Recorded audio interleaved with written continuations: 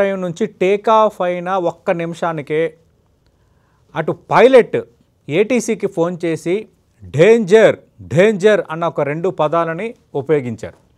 తర్వాత 4 నిమిషాలకి ఇది కూలిపోయింది. అయితే అక్కడ ఉన్న కాక్పిట్లో ఉన్న బ్లాక్ బాక్సులు ఇదంతా మొత్తం రికార్డ్ అయ్యి ఉంటుందని నిపుణులు చెప్తున్నారు. ప్రధానంగా పైలట్ ఆ చివరి 4 నిమిషాల్లో ఏం మాట్లాడారు, ఏటీసీతో ఎలాంటి కమ్యూనికేషన్ ఉంది అన్నది తేలిన తర్వాతే ఒక నిర్ధారణకి రాగలం అన్నది నిపుణులు చెప్తున్న మాటగా మనకు కనిపిస్తోంది. అయితే ఇక్కడ క్లియర్ కట్గా ఒకటి అర్థమవుతోంది. కోర్ట్ ఆఫ్ ఎంక్వైరీ జరుగుతుంది, ఎందుకు ప్రమాదానికి కారణం అనేది రేపో ఎల్లుండో తేలుతుంది, అది దాగదు. కానీ ఇక్కడ నిపుణులు చెప్తున్న దాన్ని బట్టి ఒక్క విషయం అయితే అర్థమవుతుంది ఏంటంటే, ఒకటి ఫ్లైట్ మెయింటెనెన్స్ విషయంలో లోపమైనా ఉండాలి, లేదంటే ఫ్లైట్ను ఫ్లై చేయడానికి ముందు జరిగే ప్రక్రియ ఆ ఇంజనీర్స్ కానీ టెక్నీషియన్స్ కానీ అందరూ క్షుణ్ణంగా పరిశీలించిన తర్వాత దానికి గ్రీన్ సిగ్నల్ ఇచ్చిన తర్వాత వాతావరణ శాఖ ఫైనల్గా గ్రీన్ సిగ్నల్ ఇస్తేనే ఒక ఫ్లైట్ అనేది ఎగరటం అనేది జరిగే ప్రక్రియ. అయితే ఈ చెక్కింగ్స్ విషయంలో కానీ సరైనంగా చూసి చూడకుండానే అంతా బాగుందన్న సర్టిఫై ఏమైనా చేశారా? వీళ్ళందరూ సర్టిఫై చేసిన తర్వాత మాత్రమే పైలట్ ఈ విమానాన్ని అటు టేకాఫ్ చేయడానికి ఆయన సంసిద్ధం అవుతాడనేది మాన్యువల్ పరంగా ప్రొసీజరల్ పరంగా ఆల్రెడీ మనకి కాళిదాస్ గారు ఎక్స్ప్లెయిన్ చేశారు.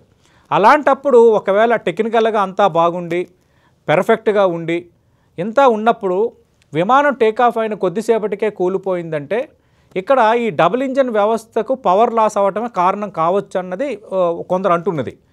అంటే డబుల్ ఇంజన్కు పవర్ లాస్ అవ్వటానికి పవర్ సప్లై ఆగిపోవటానికి కారణమైందంటే అందులో సాంకేతిక లోపం ఉన్నట్టే. అంటే విమానం టేకాఫ్ అవ్వడానికి ముందే ఈ సాంకేతిక లోపాన్ని అక్కడున్న టెక్నీషియన్స్ కానీ ఇంజనీర్స్ కానీ ఎందుకు గుర్తించలేదు? దానివల్లే 242 మంది మృతికి ఈ కారణమయ్యారా? ఇలాంటి అనుమానాలన్నీ ఇప్పుడు బయలుదేరుతున్నాయి. మరీ లీస్ట్ కండిషన్లో ఏదైనా బర్డ్ ఇంజన్లో కనుక చొచ్చుకొస్తే ఇంజన్లో వచ్చే గాలిని అది అడ్డుకోవటం వల్ల కూడా ప్రమాదం జరిగి ఉండొచ్చు అంటున్నారు. ఏదేమైనా ఈ ప్రమాదానికి సంబంధించి కొంత అనుమానాలు ఉన్నాయి, అలాగే ఫెయిల్యూర్ కనిపిస్తోంది. అంతకు మించి ఈ విమానం ప్రమాదానికి గురైన ఈ విమానం 12 సంవత్సరాలుగా సేవలు అందిస్తోంది. గత సంవత్సరం 2 సార్లు సాంకేతిక సమస్యలు తలెత్తాయి, ఒకసారి పొగలు కూడా వచ్చాయి. అయినప్పటికీ కూడా ఇలాంటి విమానాన్ని లండన్ లాంటి సుదూర ప్రాంతానికి అంటే దాదాపు 20 నుంచి 25 గంటలు ప్రయాణం చేయాల్సి ఉంది. మధ్యలో మిడిల్ ఈస్ట్ కంట్రీలో మాత్రమే కొంత బ్రేక్ జర్నీకి స్కోప్ ఉంది. అందువల్ల ఇక్కడ దాదాపు 60,000 లీటర్ల పెట్రోల్ అంటే వైట్ పెట్రోల్ అనేది ఫ్లైట్లో ఉంది.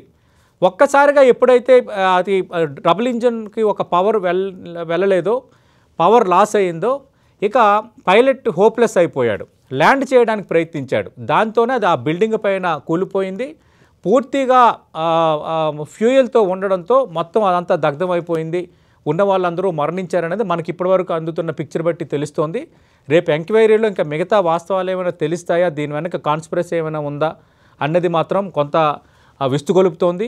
ఏదేమైనా ఈ మధ్యకాలంలో ఇంత ప్రమాదం, అందులోనూ టేకాఫ్ అయిన కొద్దిసేపటికే విమానాశ్రయానికి సమీపంలో గుజరాత్ రాజధాని అహ్మదాబాద్ నగరం నడిబొడ్డున ఒక విమానం కూలిపోయి ఎంతమంది మరణించారన్నది మాత్రం ఒక్కసారిగా దేశం షాక్ తింది.